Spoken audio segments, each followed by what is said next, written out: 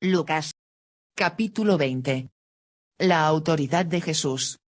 Sucedió un día, que enseñando Jesús al pueblo en el templo, y anunciando el evangelio, llegaron los principales sacerdotes y los escribas, con los ancianos.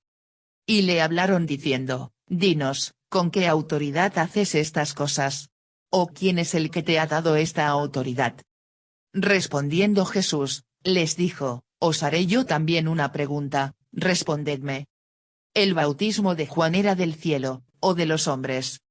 Entonces ellos discutían entre sí, diciendo, Si decimos, del cielo, dirá, ¿por qué, pues, no le creísteis?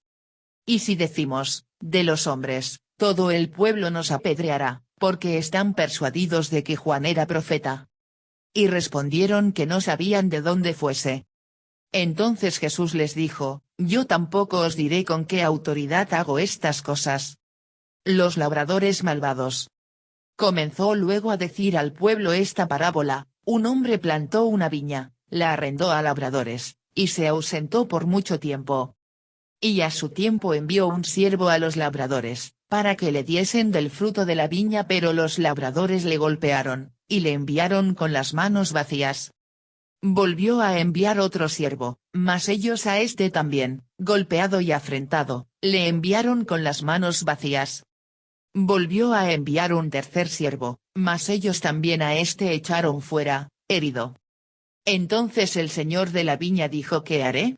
Enviaré a mi hijo amado, quizás cuando le vean a él, le tendrán respeto.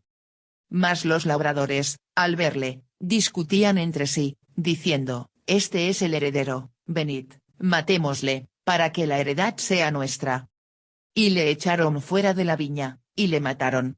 ¿Qué, pues, les hará el señor de la viña? Vendrá y destruirá a estos labradores, y dará su viña a otros. Cuando ellos oyeron esto, dijeron, Dios nos libre. Pero él, mirándolos, dijo, ¿qué, pues, es lo que está escrito? La piedra que desecharon los edificadores ha venido a ser cabeza del ángulo. Todo el que cayere sobre aquella piedra, será quebrantado, mas sobre quien ella cayere, le desmenuzará. La cuestión del tributo. Procuraban los principales sacerdotes y los escribas echarle mano en aquella hora, porque comprendieron que contra ellos había dicho esta parábola, pero temieron al pueblo. Y acechándole enviaron espías que se simulasen justos, a fin de sorprenderle en alguna palabra, para entregarle al poder y autoridad del gobernador. Y le preguntaron, diciendo, Maestro, sabemos que dices y enseñas rectamente, y que no haces acepción de persona, sino que enseñas el camino de Dios con verdad. ¿Nos es lícito dar tributo a César, o no?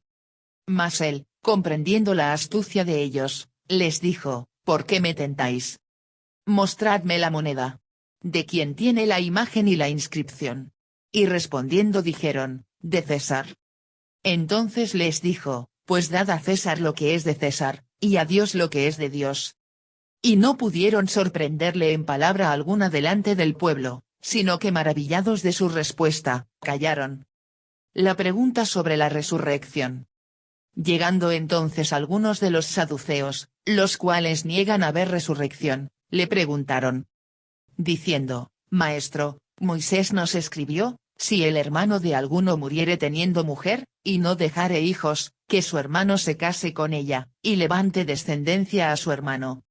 Hubo, pues, 7 hermanos, y el primero tomó esposa, y murió sin hijos. Y la tomó el segundo, el cual también murió sin hijos. La tomó el tercero, y así todos los 7, y murieron sin dejar descendencia. Finalmente murió también la mujer. En la resurrección, pues, ¿de cuál de ellos será mujer, ya que los 7 la tuvieron por mujer? Entonces respondiendo Jesús, les dijo, los hijos de este siglo se casan, y se dan en casamiento. Mas los que fueren tenidos por dignos de alcanzar aquel siglo y la resurrección de entre los muertos, ni se casan, ni se dan en casamiento. Porque no pueden ya más morir, pues son iguales a los ángeles, y son hijos de Dios, al ser hijos de la resurrección. Pero en cuanto a que los muertos han de resucitar, aún Moisés lo enseñó en el pasaje de la zarza, cuando llama al Señor, Dios de Abraham, Dios de Isaac y Dios de Jacob. Porque Dios no es Dios de muertos, sino de vivos, pues para Él todos viven. Respondiéndole algunos de los escribas, dijeron, Maestro, bien has dicho. Y no osaron preguntarle nada más. ¿De quién es hijo el Cristo? Entonces él les dijo, ¿cómo dicen que el Cristo es hijo de David? Pues el mismo David dice en el libro de los Salmos. Dijo el Señor a mi Señor. Siéntate a mi diestra. Hasta que ponga a tus enemigos por estrado de tus pies. Salmos 110. 1. David, pues, le llama Señor, como entonces es su hijo. Jesús acusa a los escribas. Y oyéndole todo el pueblo, dijo a sus discípulos. Guardaos de los escribas, que gustan de andar con ropas largas, y aman las salutaciones en las plazas, y las primeras sillas en las sinagogas, y los primeros asientos en las cenas. Que devoran las casas de las viudas, y por pretexto hacen largas oraciones, estos recibirán mayor condenación. Llegaron los principales sacerdotes y los escribas, con los ancianos, y le hablaron. Jesús no buscaba estos grandes debates con los líderes religiosos. Quería enseñar a las personas y decirles acerca de las buenas nuevas de Dios. Y los interrogadores venían a él, y él les respondía con gran sabiduría y poder. Dinos, ¿con qué autoridad haces estas cosas? Jesús mostró gran coraje al valientemente entrar a Jerusalén y expulsar a los comerciantes corruptos del templo. Ahora los líderes religiosos querían saber con qué derecho Jesús hacía tales cosas, especialmente porque no tenía el entrenamiento rabínico tradicional. Este no fue el comienzo de la sospecha de Jesús por parte de las autoridades religiosas. Sin embargo, su limpieza del templo y la enseñanza en público hicieron que se preocuparan mucho más de Jesús. La enseñanza de Jesús, su predicación, y sin duda su limpieza del templo Lucas 19:45-46 fueron vistas por los oficiales como altamente controversiales, si no adversarias. El bautismo de Juan, ¿era del cielo, o de los hombres? Al contestarles con esta pregunta, Jesús no evadió la pregunta. En su lugar, utilizó la pregunta para describir quién es él y para exponer la hipocresía de los líderes. Si Juan venía de Dios, entonces él estuvo en lo correcto al proclamar a Jesús como el Mesías, y si esto era cierto, entonces Jesús tenía toda la autoridad. Dado que Juan, como Jesús, no era rabino, la respuesta de las autoridades hacia uno afectaría al otro. Y respondieron que no sabían de dónde fuese. Esta respuesta demostraba que no eran verdaderos buscadores de la verdad.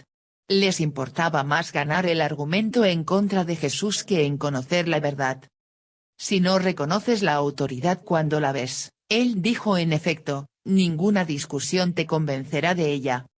Yo tampoco os diré con qué autoridad hago estas cosas. Cuando se demostraron que no eran sinceros buscadores de la verdad, Jesús se negó a responder su pregunta. Jesús tenía gran cuidado y compasión por el buscador sincero, pero no por los críticos cínicos y manipuladores. Si queremos respuestas de Jesús, debemos de lidiar justamente con la verdad que ya ha sido revelada. Estos hombres sabían que Juan había dicho que Jesús era el Mesías, y no estaban dispuestos a aceptarlo.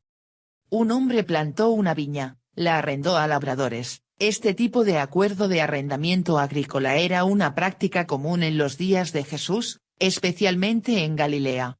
Los arqueólogos han descubierto registros de este mismo tipo de disputas entre los propietarios y los labradores. Plantó una viña. Esta parábola tenía más que una conexión cultural, también tenía raíces en el Antiguo Testamento. La audiencia primera de Jesús recordaría que la viña era usada en el Antiguo Testamento como una imagen de Israel. Isaías 5:1-7. En esta parábola, los labradores representaban a los líderes religiosos entre el pueblo judío. La arrendó a labradores, los labradores no compraron la viña, ni tampoco la plantaron. Un dueño generoso les permitió trabajar en ella, pero se rebelaron contra el dueño, y un día tendrían que dar cuenta de su rebelión. Esta parábola nos dice que Dios, el dueño de todo, es mucho más paciente con los rebeldes que nosotros y que habrá un día final de juicio. ¿Qué haré? Enviaré a mi hijo amado. El dueño de la viña repetidamente trató de recibir lo que por derecho era suyo y a aquellos que la trabajaban. Rechazaron a cada uno de los 3 siervos que envió para recibir lo que era suyo, así que finalmente envió a su hijo amado, pensando quizá cuando le vean a él, le tendrán respeto. Este es el heredero, venid, matémosle, para que la heredad sea nuestra. Los labradores de la viña tontamente pensaron que podrían beneficiarse de matar al hijo del dueño quien habría de heredar la viña. Ellos estaban terriblemente equivocados en esta tonta asunción. Jeremías conjetura que tal vez los labradores al ver la llegada del hijo, asumieron que el dueño de la tierra había muerto. Así que si mataban al único heredero, la viña pasaría a mano de ellos como los primeros en reclamarla. En los días en que los títulos eran inseguros, se suponía que cualquiera que hubiera utilizado la tierra por 3 años era el propietario en la ausencia de otro reclamo. Esta parábola nos dice que Jesús sabía quién era, el Hijo de Dios. Y que sabía que lo matarían pronto. Dios nos libre. Los líderes religiosos entendieron la parábola de inmediato y objetaron que Jesús los comparó con los labradores rebeldes y tontos porque comprendieron que contra ellos había dicho esta parábola. En su ceguera, pensaron, nosotros nunca seremos como ellos. La piedra que desecharon los edificadores ha venido a ser cabeza del ángulo. Jesús les enseñó desde el Salmo 118 porque este salmo describe la llegada del Mesías a Jerusalén, y Jesús había sido presentado oficialmente en Israel en la entrada triunfal. La hostilidad de los líderes judíos mostró que esta piedra mesiánica estaba siendo rechazada, incluso si inicialmente había sido recibido con hosannas. La conexión de Jesús con el Hijo rechazado y la piedra rechazada parece sugerir que él está explicando las dudas de la gente sobre el tratamiento del Hijo. Piedra. Cabeza de ángulo. En la Biblia, Jesús es constantemente comparado con una piedra. Él es la roca de la provisión que siguió a Israel en el desierto. 1 de Corintios 10:4. Él es la piedra de tropiezo. 1 de Pedro 2:8. Él es la piedra que fue cortada, no con mano, que aplasta los reinos de este mundo. Daniel 2:45. La cabeza de ángulo, designada en la antigüedad, la piedra usada en la esquina del edificio para cargar el peso de las 2 paredes.